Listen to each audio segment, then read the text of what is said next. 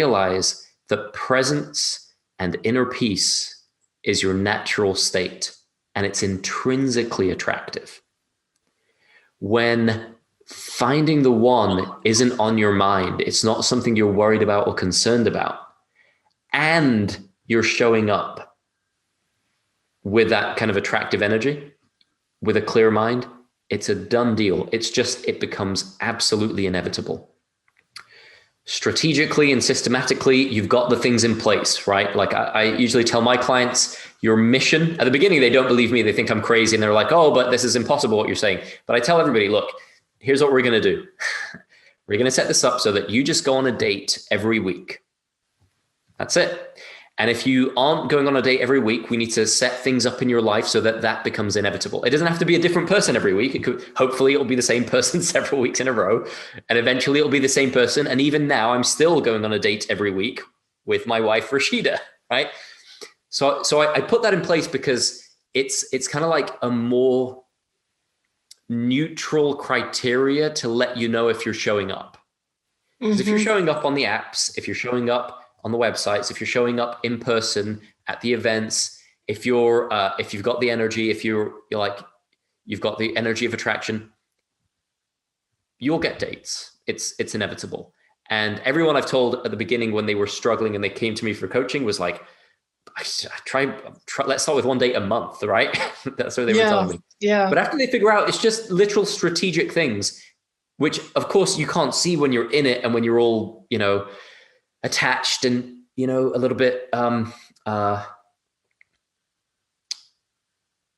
insecure, really, which we all are sometimes, right? When you're in that energy, you can't, and I'll tell you a quick story, like Rashida, she found, the reason she ended up at that networking event is because a few months earlier, she was talking with a friend of hers who's a management consultant and a really good friend, right?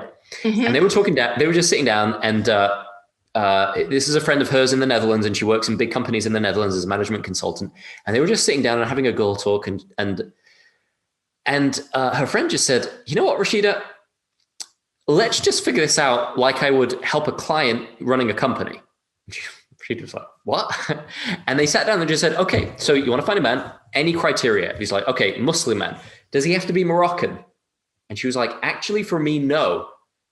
She's like, okay, well, that's a big thing because there's certain places in the Netherlands has a big Moroccan community. She's like, oh, so it doesn't have to be in the Netherlands. Boom. They just started strategically analyzing everything. And because of that, Rashida was like, okay, I'm going to go to more networking events and start finding my people, my tribe globally. And when you start socializing with your tribe, sooner or later, people are going to notice you. And then sooner or later, things are going to work out.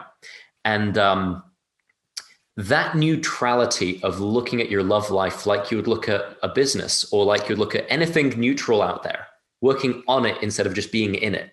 That neutrality is so precious and so valuable and so easy when you have a clear mind, when you're not attached to the outcome, when you're not in the illusion that I'll be happy only when I find the right person. Suddenly you can, all of the, insecurity fades away, and you realize you're on a journey of absolutely inevitably finding the one. You've got your vision and your prayer. You've got detachment from it being any one particular person. You've got resilience working in your favor because we share mindset stuff of how to develop that resilience and realizing feeling comes from thought in the moment, not from the situation you're facing, right? So resilience develops.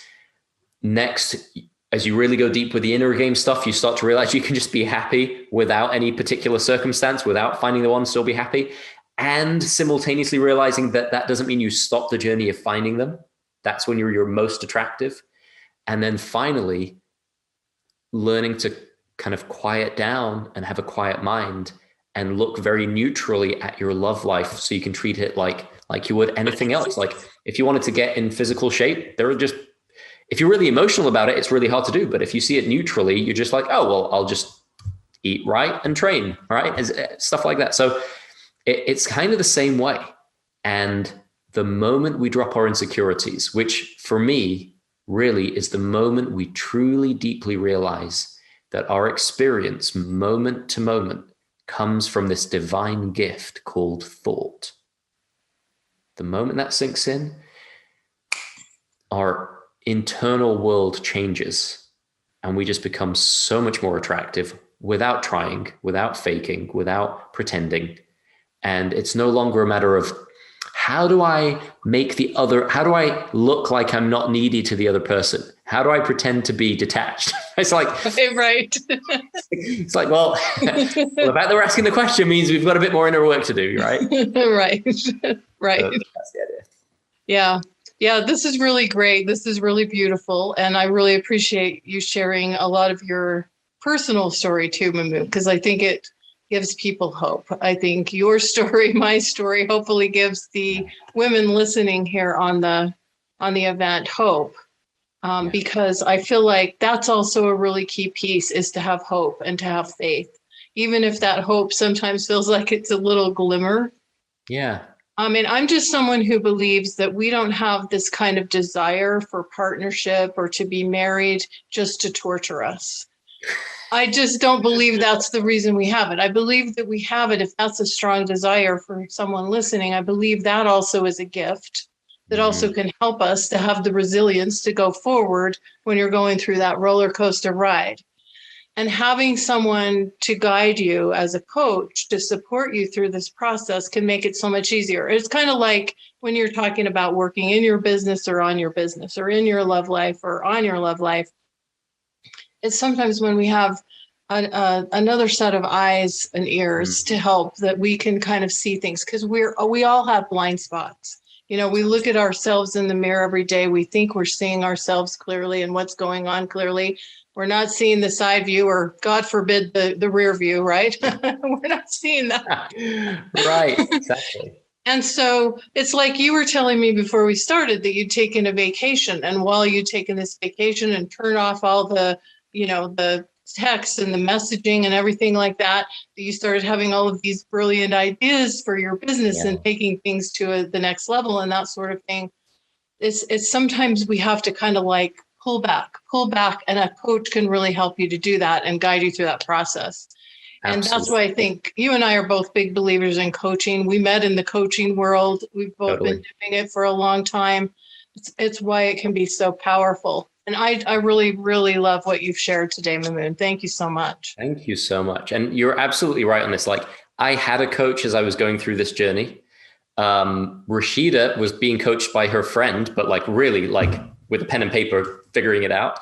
Right. And I love that you mentioned the thing about hope, because Rashida and I were both in our 30s when we met and when we got married. And I've spoken to so many women. I work a lot, of course, in the Muslim community, and a lot of women just think like, oh no, I'm in my 30s. And I know, of course, your story as well, right? And it's kind of like, there is so much spiritual and personal growth that happens on this journey. I wouldn't change it for the world. Like, if I could have had it easy and just met Rashida in our 20s or whatever, it's like, no, it's really good that it happened this way. And I'm really appreciative. And I know Rashida is as well. So. Yeah, well, I believe, Mamoon, that's absolutely right. And I believe that for many of us, the journey of love, to love, becoming love, experiencing love is the journey of our lives. It's really the journey. It really is the journey. You know, the love, if you're of a religious persuasion, the love of God, the love of other people, the love of a spouse, the love of children, loving yourself. You know, the journey of love is where some of the most profound and important, if not the most profound and important lessons of life lie in our lives. Yeah. Those who are loving are loved by the most loving. So love those on earth, and those in heaven will love you. It's a teaching of the Prophet Muhammad, peace and blessings upon him. And yeah. You just brought it to mind.